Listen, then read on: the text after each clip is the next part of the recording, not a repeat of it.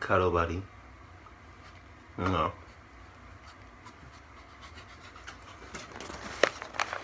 Popcorn. And I got it's a new one, new type, buttery as shit. Hold on, let me do a taste. Yeah, can you want some? You just licking it here.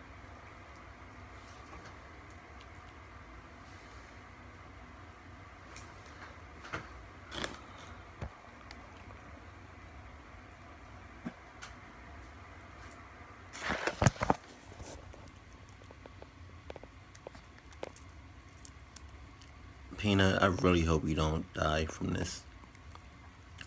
I cannot have that on my conscience.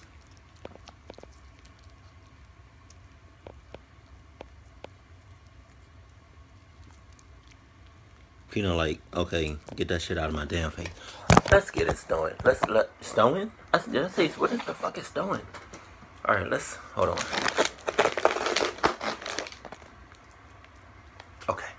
Oh, no, wait. Okay. Okay, no. Okay, no, wait. Okay. Okay, we good. So, though.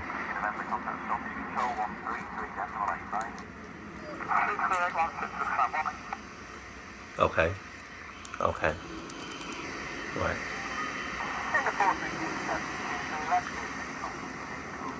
The summer of 2007, when I was 10 years old, the family and I had a trip to Disneyland planned. Our flight was booked for midnight on a Tuesday to save money, and my mom figured my sisters and I would sleep through the flight. My sisters were 8 and 5 at the time. Right. The gatehouse was for the most part empty as we waited for our flight. My mom went to go to the bathroom with my youngest sister, and a minute later my dad told me to wait there and watch my other sister while he went to get a last-minute bite to eat at the cafe, as a middle-aged woman came and sat next to us. She put her hand on my back as she acted all excited to see us and asked where our parents were. What the fuck? I told her they would be right back. Then a middle-aged man came over as well and started acting just as bubbly and affectionate towards us as if he knew us. Nah, what? The man then proclaimed that he just ran into my dad at the cafe and finally introduced himself and the woman as our dad's cousins. My sister and I looked at each other and we both said hello really shyly. The man reached out his hand for my sister to grab, while the woman reached out her hand for me to grab. Nope. They told us to follow them because they wanted us to meet their kids. My sister and I naively got up, took their hands, and followed them. Fuck. The two started leading us out of the gatehouse, past the cafe, down the stairs, and towards the lobby of the airport. When I realized they were leading us to the entrance of the airport, towards the parking lot, I finally asked, "Where are we going?" The woman looked at me through her thick-framed glasses, and with her cheeky smile, said their kids were outside by the car. Bitch, they not. As we walked outside into the dark parking lot. Look how dark that fucking parking lot is. The fucking street lights not doing nothing to the parking lot. Like, it's dark as shit. Like, what the fuck, bruh? Like, look at all of them fucking... Like, I know it's a picture, but like... God, look at all of them fucking cars, bro. Like, what?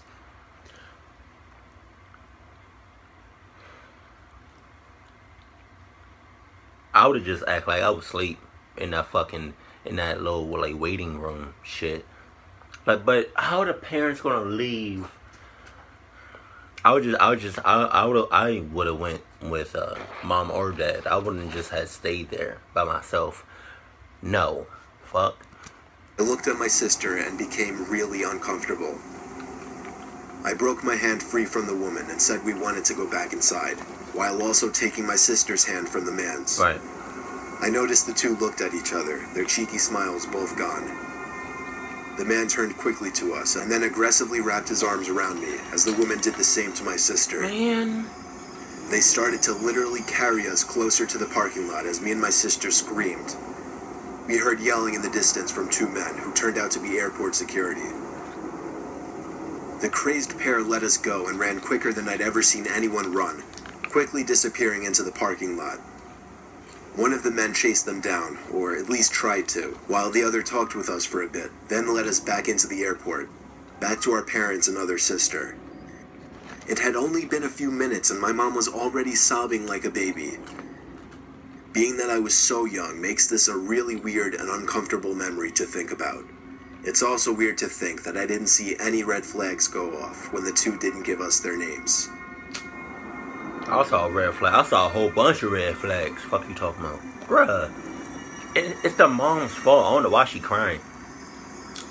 It was minutes before boarding my flight to North Carolina for a job interview the next day. North Carolina? It was on a stormy February night. Everyone was bundled up and keeping to themselves. I was sitting in the terminal room waiting for my flight to be called. It wasn't going to be a very busy flight because there weren't many people in the waiting area. Someone sat down 2 seats away from me, which wasn't too weird itself, but also was a bit annoying considering most of the seats were open. Hell no. That's a red flag right there. Are you fucking I would have got up. I would have immediately got up. If it's just me, right, at the seat, and it's like, I kid you not, like 30 more, 40 more other chairs, right, that you can possibly, that you can easily sit sit in one. Why do you gotta sit 2 seats down from me when it's like 40, 50 other seats around? That makes no... Pedophile. I'm calling it. But it went from annoying to downright disturbing when I looked at him to see him weirdly staring at me. See? I looked away and pretended not to care, but I could tell he was still looking at me. Then he leaned over to me and whispered close to my ear that the 2 men sitting a row across from me were going on the same plane and were planning on kidnapping me once we landed in North Carolina. I didn't know what to say other than, what?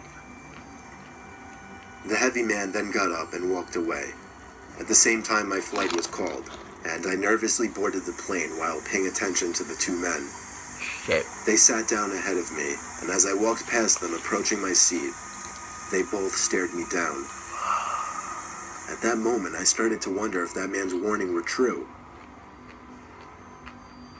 A few hours later, we arrived to NC, and on my way out of the plane and leaving the airport, I cautiously looked around trying to spot the 2 men. When I was finally outside in the dark, cold parking lot, I spotted them. The 2 men were peering their heads at me from around a red minivan, and I guess when they saw me looking in their direction, they hid behind the van. I walked back inside of the airport, waited half an hour, called for a taxi, waited for it to pull up front, and rode to my hotel. So many questions. I don't know who that man was who warned me. I don't know how he knew of those other 2 men, and I have no idea what they were planning on doing to me, if they were actually looking to kidnap me. That's that shit. You want some? No. So this happened a few months ago. I'm 26. I was at JFK Airport in New York with 5 friends. All of us were about to fly down to Florida to spend the week in a beach house. We had a few more minutes to kill in the airport before we would board our flight, and I really had to go to the bathroom all of a sudden. I was baffled to see a line out the door for the bathroom. I noticed a janitor walking by, so I asked her if there was another bathroom nearby that wouldn't be so crowded. She laughed and told me she shouldn't really be telling people, but there was another bathroom past the door she was pointing at, down a narrow flight of stairs and to the left. I thanked her because she was extremely nice and followed the direction she gave me. Sure enough, behind that door that no one would think to open was a small stairway that led down to a really poorly lit, skinny hallway. It was so narrow that if 2 people were to pass by each other, one person would have to stand against the wall to make room. I don't feel comfortable. No. I found the bathroom right away. The door was extremely heavy and hard to push. Also, the lights were on inside of the bathroom, and it was filthy in there. It was evident that nobody ever really came in there to clean. Now, this is a little embarrassing to mention, but when I go to the bathroom in public places, I always try to make sure nobody else is around to possibly hear me going. So after checking the stall to see that it was unoccupied, I went back into the hallway for a second to take a look down both directions. To the left, there was somebody standing at the end of the hall, in a dark, unlit section of the hallway. It was a disturbing sight to say the least. All I could do was awkwardly pull my head back into the bathroom and try to pretend we didn't see each other. Pretend my ass. I went into the stall and just stood there biting my fingers for a minute, dreading the thought of that door opening. And of course, it did. I saw the man's black shoes under the stall door as he walked to the stall next to mine. He shut the door, and then there was silence. No sound of the man unzipping his fly or sitting down, nothing. I realized I didn't really have to go anymore, and went to unlock the stall door. That's when I looked up and saw the man's head peering over the stall, looking at me. I nearly had a heart attack as my screams bounced off the walls of the tiny bathroom. I ran back up those damn steps and out that door, and then casually walked back over to my friends. I was breathing heavily, but nobody seemed to notice. I didn't tell anyone, just because it was embarrassing, and I didn't want my friends to make fun of me in any way. I know, I guess that seems stupid now. We went... Stupid, no. But I will say, you fucked up by peeking back outside the bathroom, right? And noticing that guy that was just randomly, creepily standing there, right? Look, seeing you. You saw him, right? And he seen you, seen him, see you. Did I say that right? I think I said that right. I don't know. And then you went back into the bathroom. I would have peeked out, saw him, right? And then looked down the other way. Noticed it was nobody else on the other side of the hallway. And I would have just ran. I would have just booked. Like, what? I would have peed myself. Now, if I had to take shit, that would be a different story. But, I would have just either peed myself or I would have just, like, I would have cut in line in that first bathroom. Like, fuck, no. Why would you? Oh my goodness. Oh my God. I'm mad at you. I'm really mad at you. Peanut, you mad at him? You mad at him not giving you no more popcorn. That's why you mad. Okay. To have our Florida vacation and all had a good time. What the? Of course, the thought of that creepy man haunted me every night that week.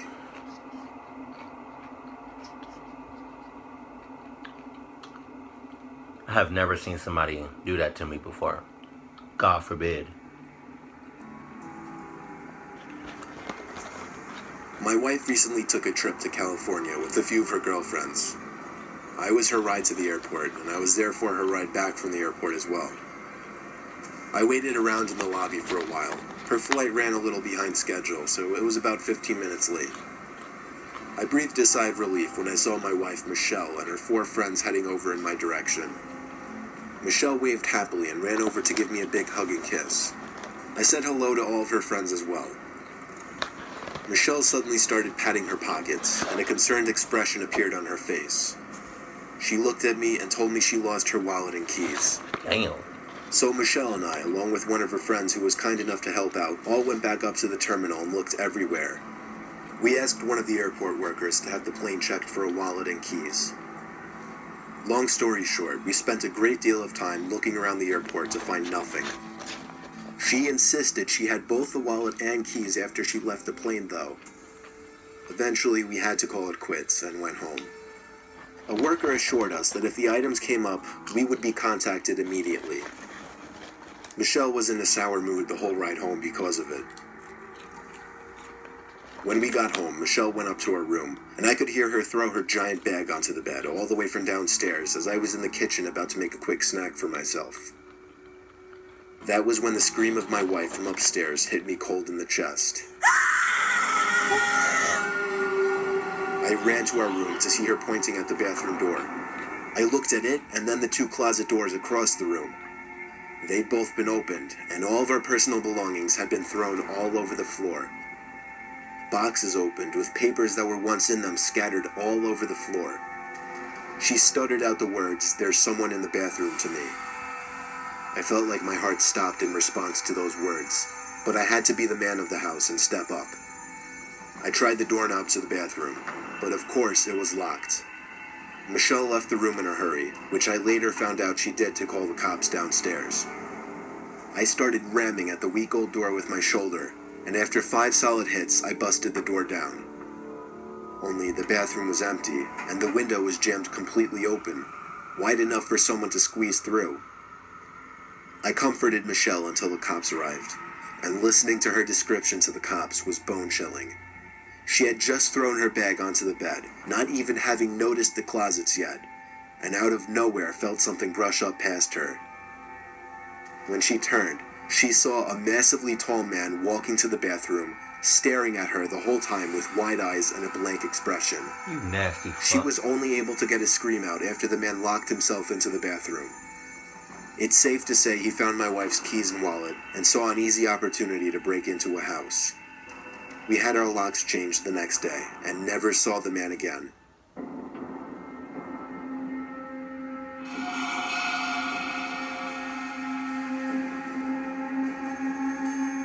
Mr. Bruh, y'all, that scream that Mr. Nightmare put in there, I'm still like, y'all think I'm kidding, y'all think I'm joking.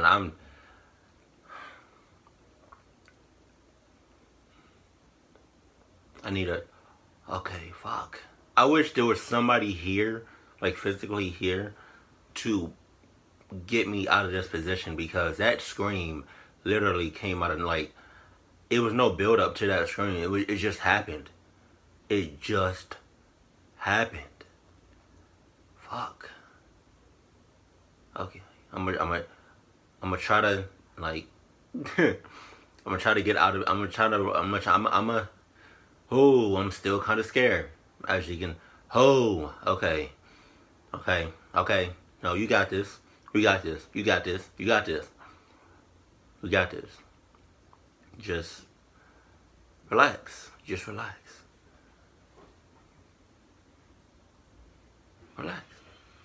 Just relax.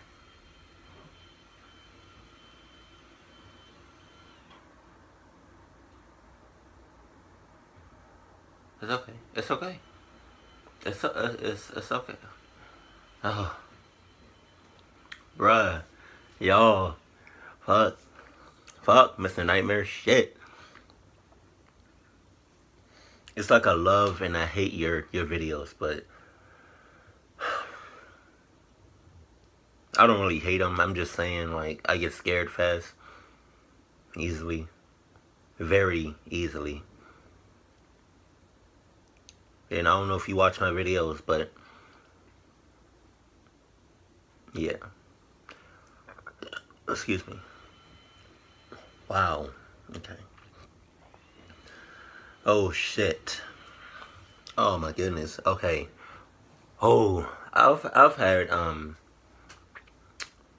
you know, my fair share of airplane rides, and I gotta say, every time I was taking the airplane, you know, waiting in that terminal or whatever it's called, that little waiting room that you wait for until your plane gets there, or, you know, either there or being on the airplane, you know,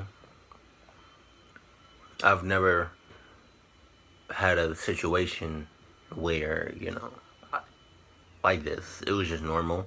You know, mind you, I did see, you know, as many times as I took the airplane, I've seen a lot of creeps do some creepy shit, and I'm like, thank God you're not getting on my airplane, because I would not be taking it. And if I did take it while you was on it, I don't think, yeah, I would have my eyes locked on you the whole time.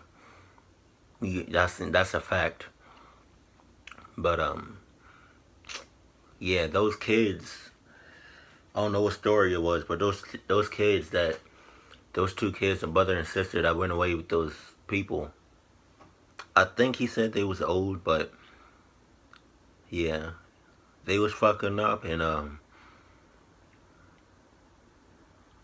the one like going into that bathroom, that almost nobody ever goes in. There's a reason nobody ever goes into that bathroom, because you got that one creepy motherfucker that just stands there.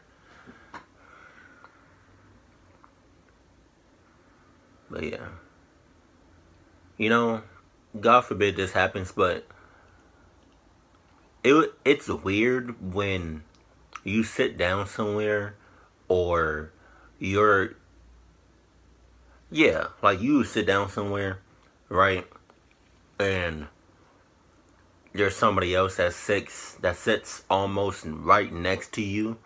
Like, I'm talking right next to you, right? But you know that there's at least 50 other seats that motherfucker could sit at or sit in. But she decides to sit right next to you. I don't give a damn if it's a he or a her, right? Male or female. That shit is weird. Okay? That's the equivalent to a guy going to the bathroom, using a public bathroom, going to the bathroom, using it, right? Using a little a stall? What do you call those things? Like, I forgot what you call them, but you stand up and you peeing, right? That's the equivalent to using one of those, and there's like at least 15 other ones that guy can use, but he decides to use the one that's right next to you. That has never happened to me before, and God forbid that happens. Because if that happens,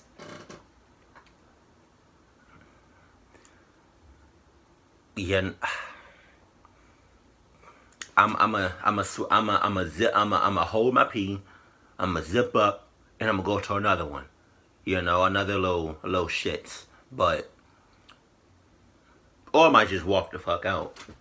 You know, not even wash my hands. I know that's nasty, but I'm just saying. And this popcorn was good. Oh. But Mr. Nightmare, you did it again. That shit was... Ooh, now, that scream got my heart racing. Fuck. I go. But Mr. Nightmare, awesome work. For real.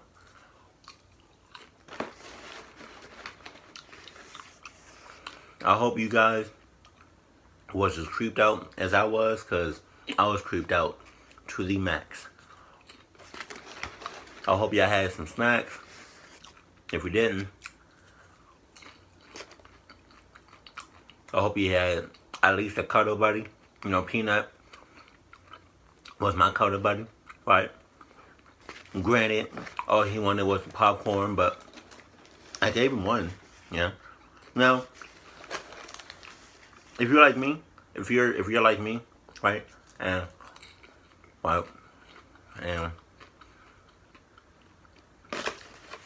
you got a snack and you got a cuddle buddy, that's what's up. But if you at least got one cuddle buddy, you know, and no snack, that's good. If you got a snack but no cuddle buddy, that's good, you know. And if you don't got nothing,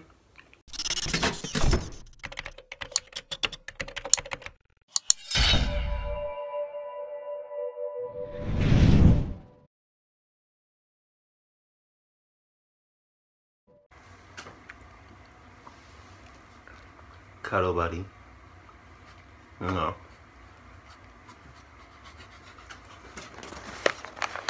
Popcorn, and I got it's a new one, new type, buttery as shit. Hold on, let me do a taste. Yeah, anyone some? You just licking it here.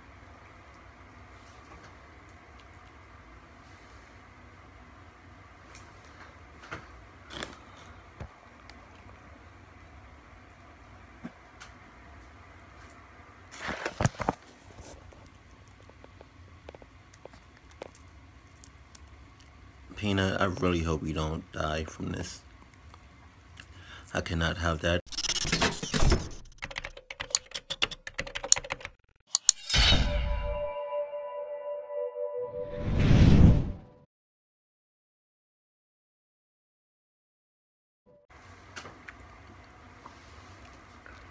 Cuddle buddy. No.